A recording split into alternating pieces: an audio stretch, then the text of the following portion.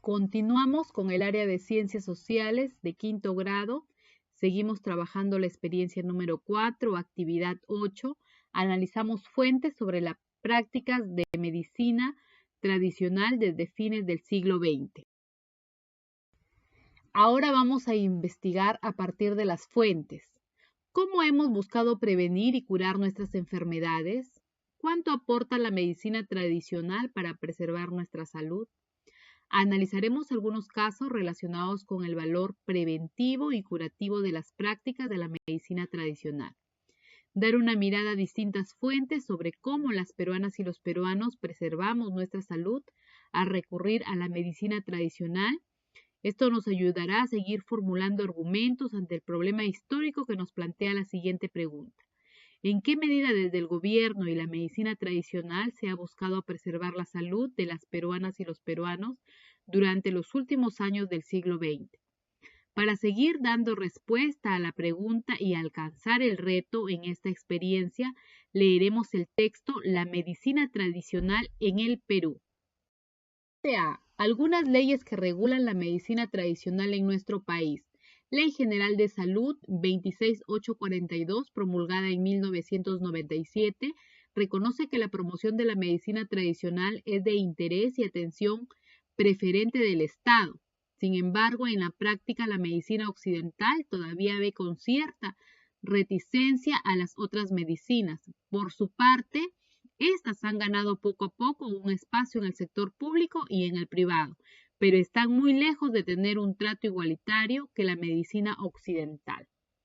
Y en el plano legislativo, en el 2000 se promulgó la Ley 27300, Ley de Aprovechamiento Sostenible de las Plantas Medicinales, y en el 2002 la Ley 27821, Ley de Promoción de Complementos Nutricionales para el Desarrollo Alternativo, que presentaban ciertas inconsistencias para su ejercicio. Fuente B. Obtención de los conocimientos y habilidades en las prácticas del curanderismo. Cuadro 1. Origen de sus habilidades curanderiles. Huazao, Cusco, 2013. Origen de sus habilidades curanderiles. Número de curanderos y porcentaje. Por revelación de sueños, número de curanderos, 3. Por fenómenos naturales, caída de rayo, tormenta, encuentro con un apo, 2. Por herencia de sus antepasados, 7. Por un don, 1. Por enseñanza de un maestro, 5. Total número de curanderos, 30. ¿No? Hay un porcentaje de 100% de curanderos. Fuente C. Ayacucho, salud y enfermedad a mediados del siglo XX. Hacia la segunda mitad del siglo XX, en la ciudad de Ayacucho, predominaba la atención de salud de los médicos andinos. Según referencias de personas de la tercera edad, existían muy buenos especialistas de origen andino en la ciudad. Era famosa la comunidad campesina de Quinoa, hoy distrito de la provincia de Huamanga, por la presencia de numerosos ampic, término quechua que usa la gran mayoría de habitantes quechua hablantes para referirse a los especialistas curadores de la salud. Sí, se escuchaba que existían curanderos, especialmente en las partes bajas de Quinoa, en la ciudad de Ayacucho, también por la zona de Acuchimay, según testimonios como el de Salvador Cabrera en el 2011. El caso de Acuchimay. En Acuchimay vivía una viejita humilde que era muy famosa por conocer las propiedades de las plantas medicinales. Cuando yo era director de la escuela primaria Mariscal Sucre, tuve una profesora que hacía bastante tiempo padecía de una herida grande debajo de la rodilla. Un día me dijo que se iba a Lima a curarse. En efecto, viajó por 15 días. A su retorno se quejaba más porque la herida había crecido. No mejoraba con las medicinas que le habían prescrito los médicos de Lima. Cuando yo la trasladaba en mi carro, la herida olía a putrefacto. Era preocupante. Después de una semana me dijo que había conocido a una señora curandera en las faldas del cerro Acuchimay. Increíblemente, después de unos 8 días, me contó que la herida tratada por la curandera había comenzado a cicatrizar. Era cierto, al poco tiempo la herida cicatrizó. Por curiosidad, yo me acerqué a ver su herida. En efecto, había sanado y la señora ya no tenía esos dolores, estaba sana.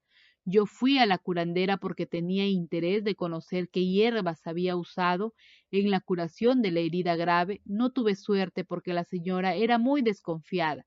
Así es, la gente pobre se atendía con curanderos, no iban al hospital. También era común la pasada con cuy, es que los indígenas conocían cada cosa para cada tipo de mal.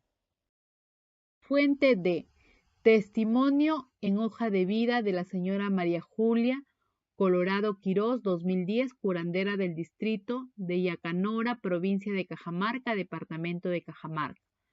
Cuando una persona está con los ojos lagrimosos es porque está mal de los bronquios. Entonces le toca el pecho y espalda y suena como si algo hubiera. Eso es bronquio puro. O también cuando los labios están resecos y rojos. Una de las formas de protección que tiene con sus pacientes es cuando usa un medallón de alcanfor, elaborado por ella o por los familiares de la paciente previa indicaciones, sobre todo en los casos de quienes viven muy lejos. El medallón es elaborado de forma casera y colgado en el cuello del enfermo. Este deberá ser puesto al dormir y retirado al día siguiente para que realice sus actividades diarias.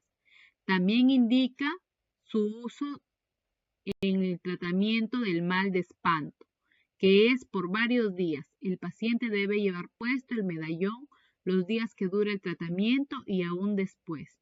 De acuerdo a la intensidad del mal, el espanto, el medallón durará menos días. Por ejemplo, si el mal es muy fuerte, apenas durará 5 días y luego se va desintegrando. Lo normal es que dure 8 días a más. Su creencia le indica que el medallón inservible deberá ser llevado a un cerro y tirado sin que nadie observe. El mal de espanto es uno de los problemas que continuamente trata, lo cual mediante diagnóstico, baños medicinales, brebajes, etc., detallados en las especies investigadas, los días del espanto, es decir, los días en que puede curar aquel mal. Nos dice que son los martes, los miércoles y los viernes al mediodía o 5 de la tarde y enfatiza en que sea hora en punto. Actividades. A partir de lo leído o escuchado, sigamos las indicaciones y respondamos las siguientes preguntas.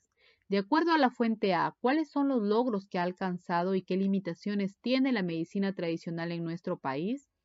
Según la fuente A, podemos leer sobre las leyes que se han promulgado respecto a la medicina tradicional en el sector salud, el uso de plantas medicinales, ¿no? Suplementos alimenticios, pero también hay ciertas limitaciones.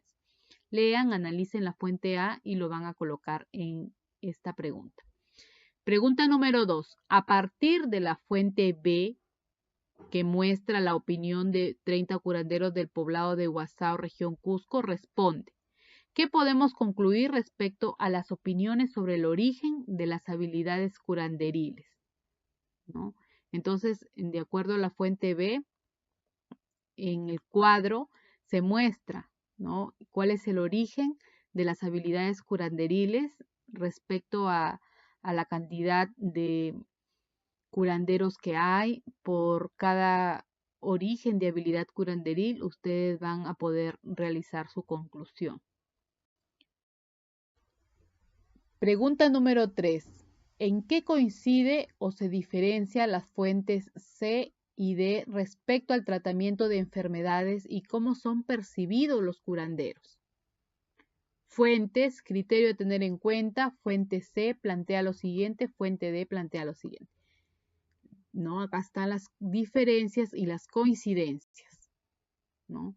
Diferencias respecto al tratamiento de enfermedades y también respecto a cómo es percibido el curandero. Después de hacer el análisis de dichas fuentes, van a colocar acá las respuestas. Pregunta número 4. Evaluamos nuestras fuentes. Luego de haber analizado lo que plantea la fuente C y D respecto a la medicina tradicional, evaluamos la confiabilidad de una de estas para utilizarlas en las respuestas del problema histórico que nos plantea la pregunta en qué medida desde el gobierno y la medicina tradicional se ha buscado preservar la salud de los peruanos y las peruanas durante los últimos años del siglo XX. Tengamos en cuenta que la confiabilidad de una fuente tiene que ver con criterios como su origen, contenido y propósito. Tengamos en cuenta de la formulación de la respuesta, elaborando y completando el siguiente cuadro. Criterios para evaluar la confiabilidad de la fuente. Van a evaluar una de las fuentes, ¿no? Entonces, van a ver si es confiable según el testimonio o narración presentada, ¿no? Si es confiable según su contenido y relación con la pregunta histórica que se está realizando, y cuál es la intención con la que fue creada la fuente. Luego de haber analizado fuentes sobre algunas prácticas de la medicina tradicional desde fines del siglo XX, exponemos nuestras reflexiones sobre cómo actualmente procuramos preservar nuestra salud haciendo uso de la medicina tradicional y cómo se complementa con la medicina científica.